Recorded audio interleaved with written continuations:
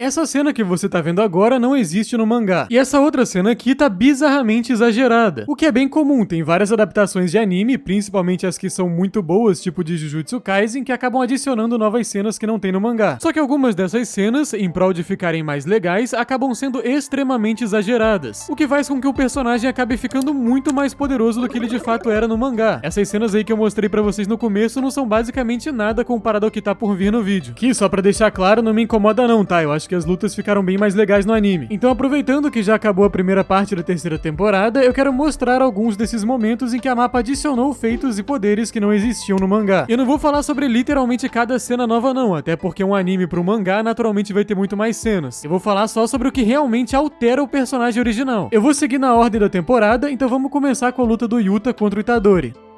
Foi mal aí, mas eu ainda não posso me dar o luxo de morrer.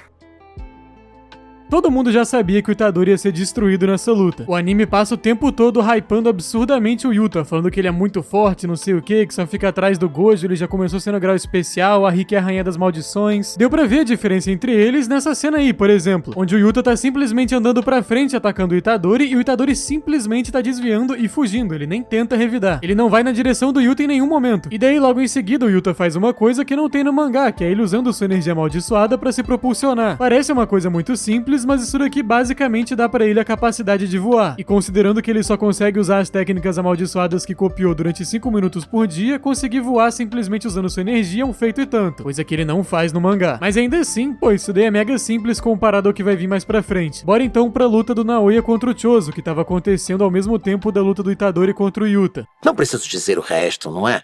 É checkmate. Você vai morrer. É muito interessante a discrepância entre os dois personagens nessa luta. De um lado temos o Naoya, que tem vários irmãos, mas não se importa com ele não se importa com ninguém da sua família, e inclusive até desgosta dos seus irmãos. E do outro temos o Chozo, que a parada inteira é o quanto ele é o irmão mais velho e ama completamente seus irmãos e tipo, daria vida pra salvar eles e eles são tudo pra ele. Daí beleza, sobre a luta. Esse ataque do Chozo no mangá nada mais é do que uma distração pra esconder o seu próximo ataque. Tanto que no mangá mostra o Naoya comentando que esse ataque é muito lento. Só que diferente de como é no mangá, no anime ele não fala isso, nem nada sequer parecido com isso, porque o ataque não foi nem um pouco lento. A gente vê o Naoya basicamente desesperado, acelerando o máximo possível pra conseguir fugir. E bom, a técnica do Naoya é a projeção. Não tem muito por que eu explicar ela aqui, mas na prática o Naoya corre muito rápido, e quanto mais ele corre, mais rápido ele fica. Mais pra frente, na luta contra a Maki, é dito que ele chegou a ultrapassar a velocidade subsônica. Pra quem não sabe, a velocidade subsônica é qualquer velocidade abaixo da velocidade do som, que equivale a Mach 1, ou aproximadamente 1235 km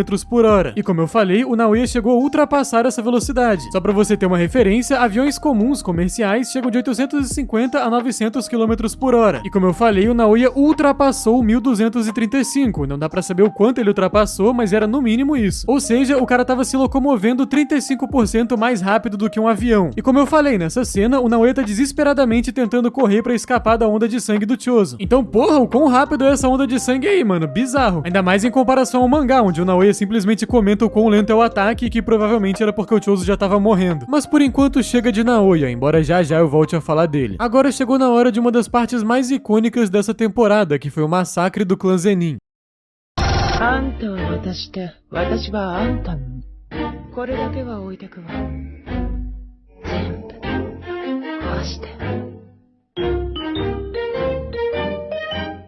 Finalmente a gente pôde ver a Maki brilhando, mano, eu gosto muito de Restringido, ela e o Toji, caraca, muito foda. E bom, durante o massacre do clã Zenin, a primeira cena que temos que é bem diferente em relação ao mangá é o massacre da unidade Kukuro. Mais especificamente após a Maki massacrar quase todos os membros da unidade e sobrar só o Nobuaki Zenin, que é o capitão que acaba de aparecer. Esse ataque que ele faz no anime de apontar a katana pra frente e soltar vários ataques em direção à pessoa simplesmente não existe no mangá. Então, obviamente, é uma habilidade adicional que aumenta o seu nível de poder, embora não tenha adiantado nada e ele tenha sido trucidado. A próxima cena é quando o Jinichi vai usar sua técnica pra dar vários socos na Maki, aquela que vem um monte de mão caindo do céu, pô, muito maneiro. E apesar dessa técnica também ser forte no mangá, é numa escala completamente diferente, no máximo, sei lá, uma casa, um prédio muito grande, alguma coisa assim. No anime, ele basicamente destrói uma cidade inteira. É um nível de poder completamente diferente, realmente multiplicou muito a força dele. Isso me faz pensar como que vai ser a luta do Gojo contra o Sukuna quando for animada. O bagulho vai ser em escala planetária. E agora vamos voltar a falar um pouquinho do Naoya, mais especificamente na luta dele contra a Maki.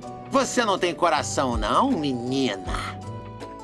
Tem um momento dessa luta em que ele finge que vai atacar a Maki pra conseguir continuar acumulando velocidade atrás dela. E no mangá ele meio que dá uma volta atrás dela, não tem como saber exatamente qual a distância, mas dá pra ver que não é tanto assim. Só que no anime, pô, esse lugar que eles estão lutando existe de verdade, na vida real, fica em Kyoto. Daí teve um cara que pegou essa rota que o Naoya fez e viu que ele percorreu uma distância de 7.592 metros em 6,42 segundos. Daí vocês lembram que eu falei que ele chegava a mais ou menos, né, um pouco mais de 1.200 km por hora? Então nessa cena ele chegou a 4.165 km por hora.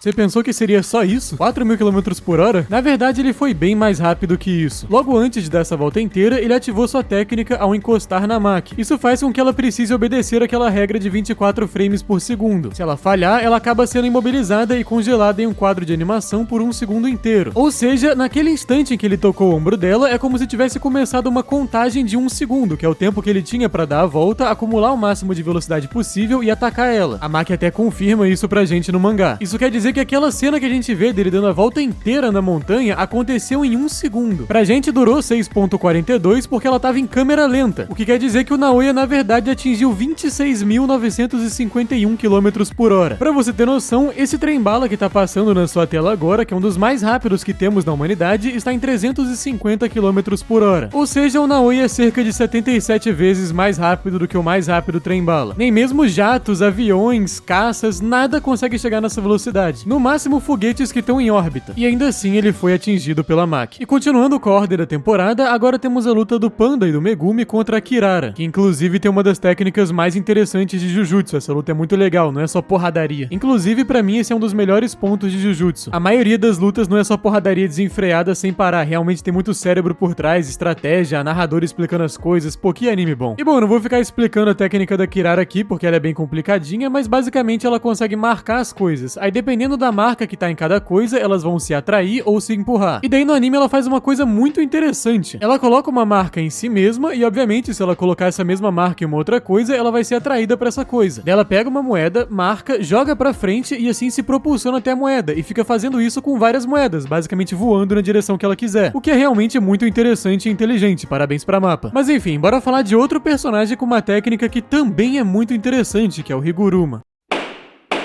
Essas são as provas que Sua Excelência providenciou para este caso. Mas antes de continuar, eu tô buscando editores pro canal, então se você tiver interesse e conseguir editar nesse mesmo nível, é só entrar em contato comigo através dos métodos na descrição. O Higuruma é um gênio completo. Em apenas 12 dias após se tornar um feiticeiro, sem nenhum tipo de treinamento nem nada do tipo, ele já tava num nível de poder comparado a um feiticeiro de grau 1. A técnica dele já veio com a expansão de domínio e simplesmente entendendo como a expansão e as barreiras funcionavam, ele conseguiu sair aprendendo várias outras coisas. O cara é um gênio inexplicável. Só que no mangá ficava claro o tipo de genialidade que ele tinha. Era um controle absurdo de energia amaldiçoada, um domínio sobre barreiras e coisas do tipo. Um gênio Jujutsu, por se dizer assim. No anime, ele fica muito mais poderoso do que isso. Se liga na luta dele contra o Itadori, por exemplo. Ele não é só um gênio das técnicas que tem muito controle de energia amaldiçoada e coisas do tipo. Ele sabe lutar muito bem. Ele taca o martelo, daí enquanto o martelo tá indo, ele já dá um chute dele, invoca o martelo na mão, bate de novo. É como se ele tivesse passado anos e anos e anos treinando e batalhando e tivesse uma experiência de combate, de campo muito grande. Enquanto isso, no mangá, ele simplesmente dá ataques normais. Dá pra ver que ele claramente não é uma pessoa treinada, simplesmente uma pessoa extremamente talentosa. Tipo, onde que ele aprendeu esses golpes e esse corpo a corpo. Outra coisa que no mangá, o máximo que ele faz ali é atacar e depois transportar o martelo de volta pra sua mão. Enquanto no anime, eles adicionaram essa cena que ele fica arremessando o martelo sem parar. O que, teoricamente, é uma coisa que ele conseguiria sim fazer no mangá. Não foi uma evolução super gigante igual que a gente viu com o Naoya, mas ainda assim é interessante de se ver na prática. E agora nós vamos pro final da temporada, que também foi a parte mais interessante, a luta do Yuta contra Uro contra Ryu.